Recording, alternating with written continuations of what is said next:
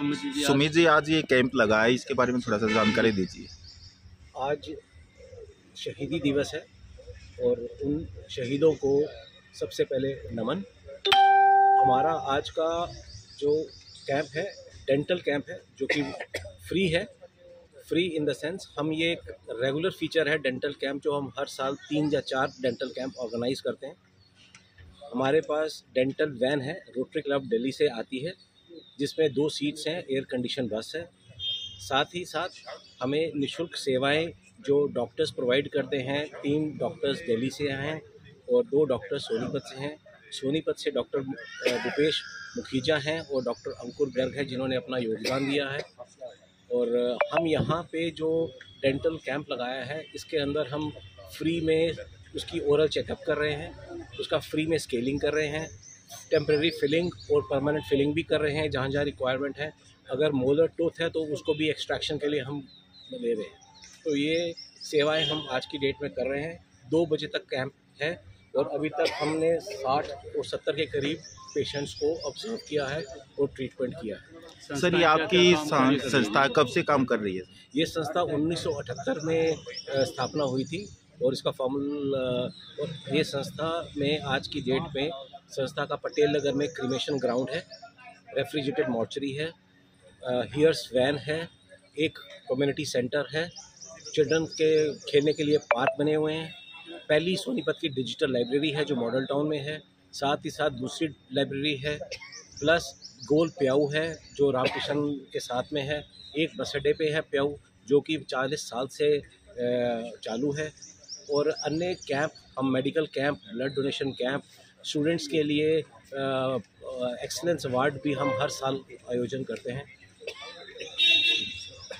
Doctor साहब, आज ये कैंप लगा है, इसके बारे में थोड़ा सा जानकारी दीजिए। जी डॉक्टर, नमस्कार जी। देखिए जी, दांतों की सुरक्षा अपने आप में एक बहुत बड़ा चैलेंज है। दांत एक ऐसी चीज़ें हैं जिसको हम बहुत आसानी से इग्नोर कर देते हैं। सबसे कॉमन ब्रश करना तो सबको आता है, लेकिन ब्रश करने का एक सही ढंग आना बहुत ज़रूरी है। ब्रश करना, दांतों में कैविटीज़ का होना, ये कई बीमारियों की शुरुआत होती है। और सबसे ज़रूरी बात होती है दांतों की अलाइनमेंट। अगर दांतों की अलाइनमेंट बचपन में ही ठीक नहीं की जाती, आगे चल के दांतों की जो अलाइनमेंट जब बिगड़ती है तो जबड़े का जो नया बनाना, जिसे डेंचर बोलते हैं, उसमें दिक्कतें आती हैं। यहाँ तक कि दांतों में जो पायरिया है वो बहुत कॉमनली पाया जाता है। बचपन में हमने बहुत सुना कि हमारे बड़े बूढ़े दातुन का इस्तेमाल करते थे। दातुन से हमारे जबड़ा बहुत अच्छा रहता था, लेकिन आजकल दातुन तो इस्तेमाल कोई करता नहीं है। लेकिन ब्रश को ठीक ढंग से करने में ही आप दांतों की कैविटीज़ से बच सकते हैं। आज जितने मैक्सिमम पेशेंट्स आए हैं, सबके दांतों में ये कैविटीज़ बहुत ज़्यादा पाई गई, प्लस पायरिया की समस्या बहुत ज़्यादा है। और इसमें बहुत बड़ा योगदान पानी का भी है। डेंटल फ्लोरोसिस नाम की एक चीज़ होती है जो हमारे सोनीपत के पानी में थोड़ी ज़्यादा है। जो हमारा म्यूनिसिपल कॉर्पोरेशन से ट्रीट होकर पानी आता है वो बहुत अच्छा पानी है, उसमें फ्लोरीन की मात्रा बिल्कुल नामात्र रहती है। लेकिन जो बाकी पानी होते हैं उनमें फ्लोरीन की टेस्टिंग नहीं होती, तो इसकी वजह से फ्लोरोसिस का जो एक बीमारी है वो दांतों में बहुत ज़्यादा पाई जाती है। इन सब चीज़ों के बारे में, दांतों के बारे में हम लोग ज़रा लोगों को जागरूक करते हैं। श्री TCL जी के द्वारा शुरू की गई थी।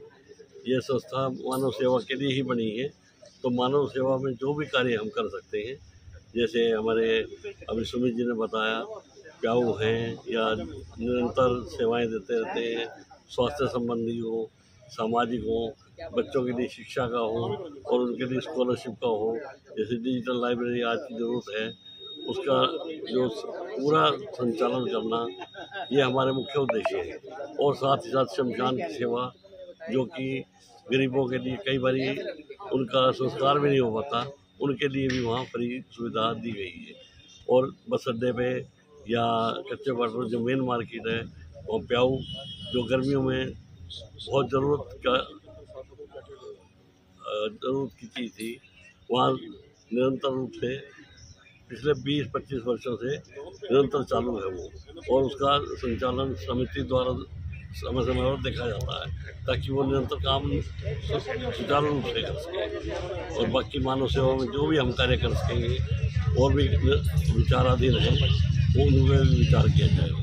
डॉक्टर साहब, क्या नाम है? मैं यशपाल दुडेजा, रिटायर्ड बैंक कर्मी हूँ। ठीक है।